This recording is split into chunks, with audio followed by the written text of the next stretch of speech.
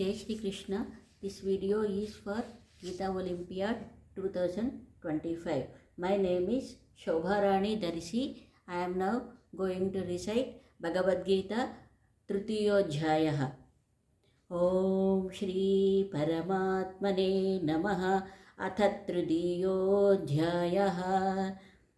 Arjuna Uvacha Jayasi Chet Karmanasте Mata Buddhirjanardana Tatking Karmani Ghore Man Niyojayasi Keshava Vyamishreneva Vakyena Buddhim Mohayasi Vame Tadekam Vada Nishchitya Yena Shreyohamapnuyam. Shri Bhagavan Uvacha लोकेऽस्मिन् विविधा निष्ठा पुरा प्रोक्ता मया नघ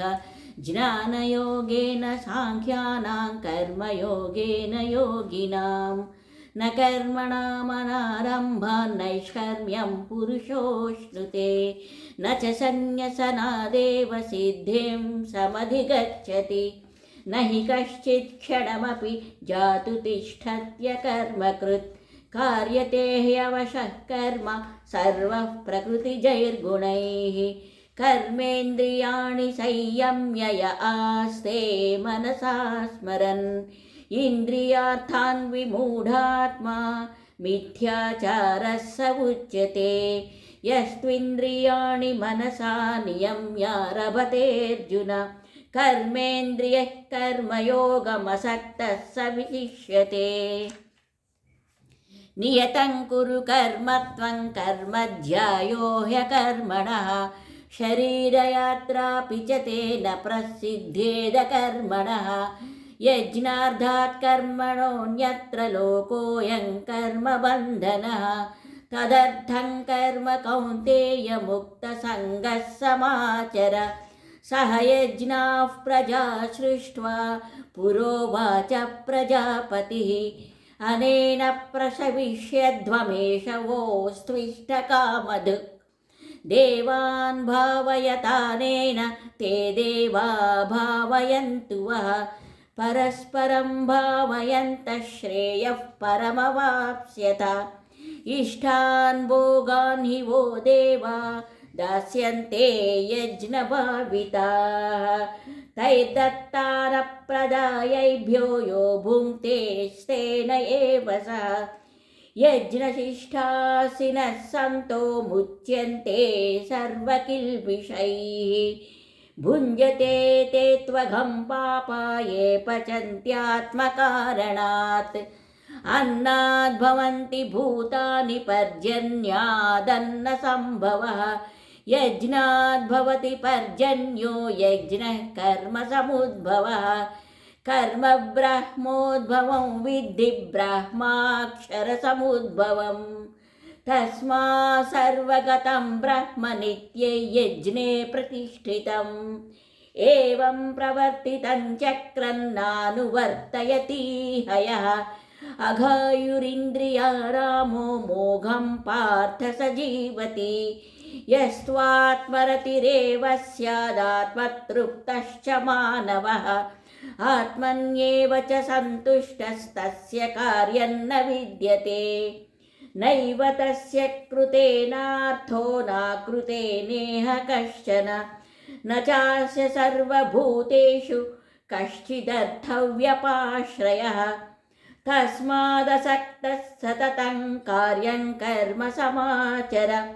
असक्तो ह्याचरन् कर्म परमाप्नोति पूरुषः कर्मणैव हि संसिद्धिमास्थिता जनकादयः लोकसङ्ग्रहमेवापि सम्पश्यन् कर्तुमर्हसि यद्यदाचरति श्रेष्ठस्तत्तदेवेतरो जनः स यत्प्रमाणं कुरुते लोकस्तदनुवर्तते न मे पार्थास्ति कर्तव्यं त्रिषु लोकेषु किञ्चन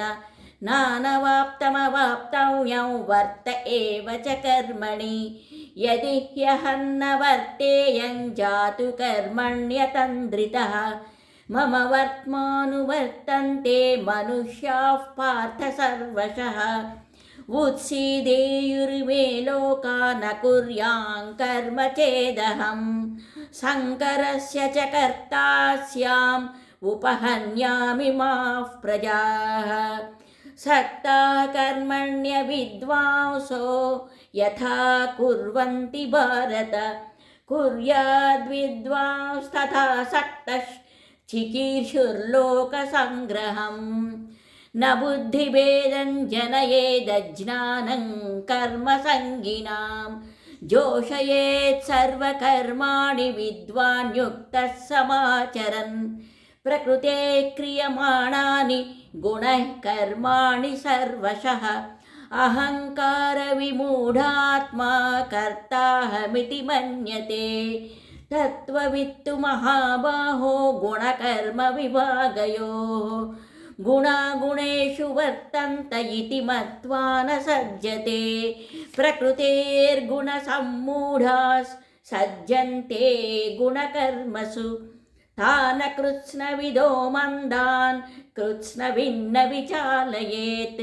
मयि सर्वाणि कर्माणि सन्न्यस्याध्यात्मचेतसा निराशीर्निर्ममो भूत्वा युध्यस्व विगतज्वरः ये मे मतमिदं नित्यमनुतिष्ठन्ति मानवाः श्रद्धावन्तो न सूयन्तो मुच्यन्ते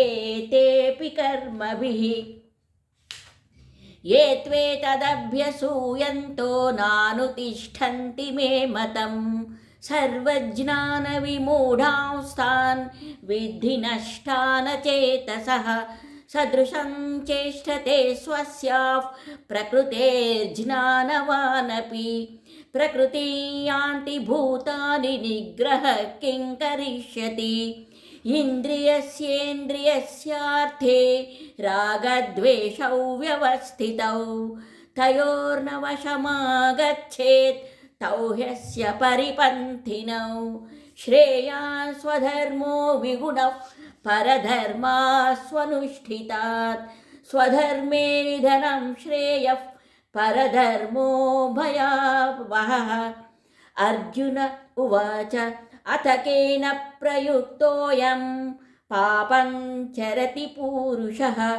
अनिच्छन्नपि वार्ष्णेय बलादिव नियोजितः श्रीभगवानुवाच काम एष क्रोध एष रजो गुणसमुद्भवः महाशनो महापाप्मा विद्येनमिह वैरिणम् धूमेनाव्रियते वह्निरयादर्शो मलेन च यदोल्बेनावृतो गर्भस्तथा तेनेदमावृतम् आवृतं ज्ञानमेतेन ज्ञानिनो नित्यवैरिणा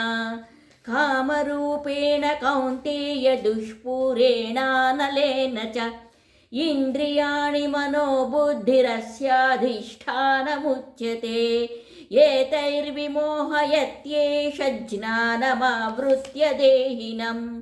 तस्मात् त्वमिन्द्रियाण्यादौ नियम्य भरतर्षभ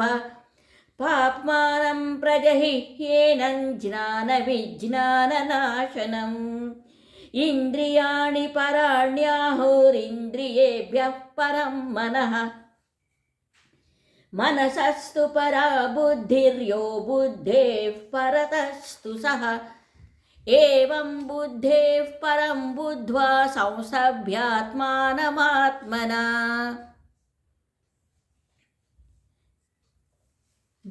जहि शत्रुं महाबाहो कामरूपं दुरासदम्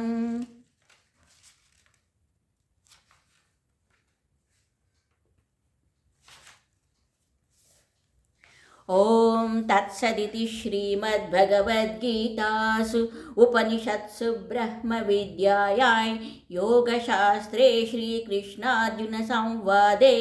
कर्मयोगो नाम तृतीयोऽध्यायः यदक्षरपदभ्रष्टं मात्राहीनं च यद्भवेत् तत्सर्वं क्षम्यतां देवनारायण नमोऽस्तु ते। ॐ श्रीकृष्णार्पणमस्तु।